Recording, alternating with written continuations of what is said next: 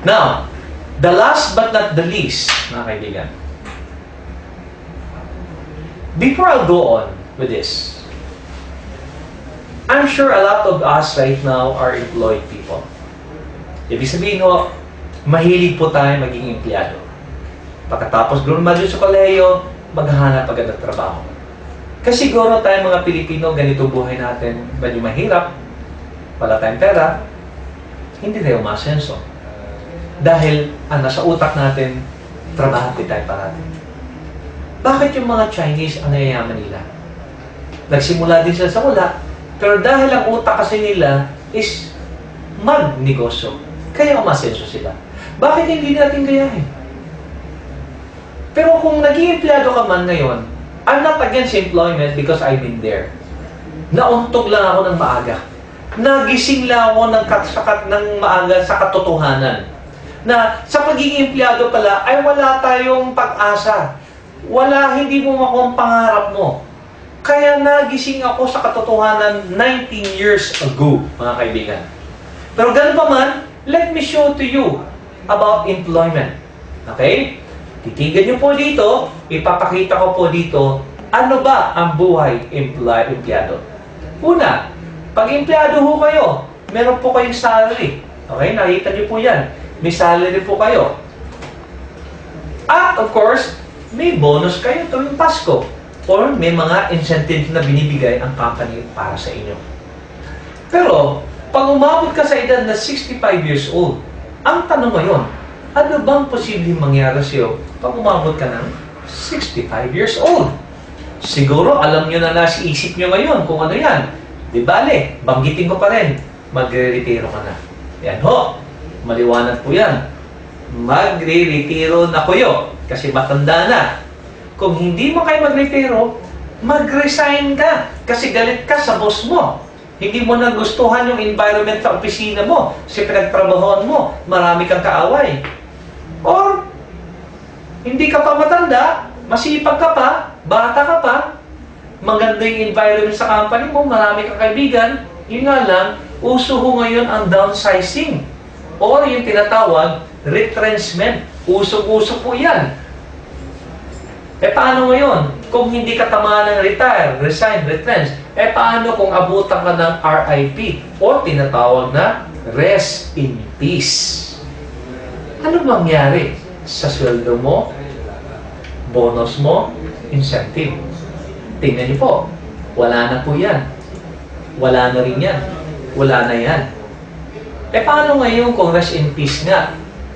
Ano mangyari sa pamilya niyo? Ano mangyari sa mga anak mo? Wala kang napamana, kundi puro utang. Sana ho magising ho kayo. Na huwag ho kayong magiging empleyado habang buhay. May pag-asa pa ho tayong mga Pilipino para magnegosyo. Okay? Ito naman ho ay pinapakita ko lang po sa inyong katotohanan. Hindi ko po sinasabi na mag-retiro na po kayo, mag-resign kayo sa pinagtatrabahoan nyo ngayon.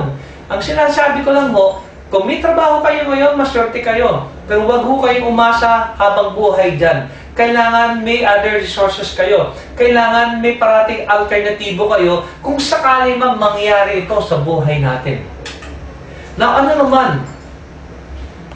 Bago pumunta sa sunod, kung nawala na yung salary mo, bonus at incentive mo, ang tanong ngayon, transferable ba yan? Hindi. Hindi mo pwede i-transfer ang sweldo mo, ang bonus mo, ang designation mo, ang ranggo mo sa anak mo o sa asawa mo kasi walang ganon as far as labor code is concerned. Ibig sabihin, pag empleyado ka, nangyari itong apat sa iyo, tapos na ang boxing. Hanggang doon ka lang. Ano naman mabibigyan ng plan B sa buhay natin? Ang mabibigyan ng plan B sa buhay natin, mga kaibigan, ay binibigyan ka na unlimited income. Freedom of time. You are the boss. Ikaw ang amo. Ikaw may-ari. Napakaliit na capital ho, 1,500 lang. Walang risk. Walang risk go. You have the chance to earn US dollars or different currencies once we go global. And global opportunity. Walang territorial boundaries. Hindi katulad pa nagtayo ka ng sari-sari store, 20,000 puhunan mo, hanggang dyan ka lang sa kanto mo, hanggang dyan ka lang sa labas ng bahay mo, mga kaibigan. Dito ho, meron ka dyan. At ang pinamaganda dito, transferable ba? Kung sakaling may masamang nangyari sa distributor, ang sagot po dyan, yes, is transferable. Ibig sabihin ho, pwede mong ipa-inherit. Yun po yung tinatawag naming inheritance income. Inheritance income po. Okay? Sa inheritance income, pwede mo pong ipamana. Ang negosyo mo sa Planbis, kung ano man nangyari sa iyo, kung mangyari man ito. Alam niyo po, sa totoo lang, ang pinaka-worst case scenario po talaga, yung tinatawag natin rest in peace. Yun po yung pinaka-worst case scenario. Kung empleyado tayo, tapos na. Wala na tayong kalaban-laban doon. Pero pag ikaw nag-Planet Biz, mga kaibigan, kumita ka ng 1 milyon, kung kahit ano man, may masama nangyari sa distributor. Ang good news dito, kung ano mang income mo, automatically, it goes to your family without going to court.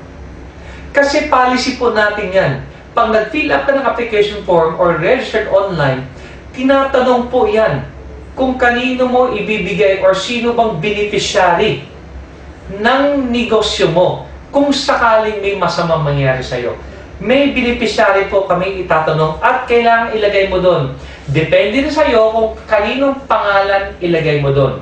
E nga lang, mag-ingat na kayo, baka ang nalagay mo doon, kapitbahay mo. Kung may mangyaring masama sa'yo, yung income mo, mapupunta sa kapitbahay mo. So, ibig sabihin ho, sa negosyo ng Planbis, secured po kayo.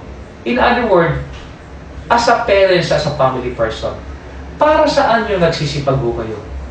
Para saan nyo nagbabalat kayo ng buto? Kundi di ba para sa mahal nyo sa buhay? Pag-isipan nyo po ang Planet Biz. Dito, ganon, same hard work, same enthusiasm, same excitement level, same dreams. Why not put that effort to Planet Biz? Sulit naman din siguro pag tinabaho mo yan. Kung sakaling may mangyari, then masaya ka kung saan ka man napunta dahil andyan yung pamilya mo. Yan ho, napatunayan namin. Kaya ho namin pinag-isipan po ganito ang negosyo natin.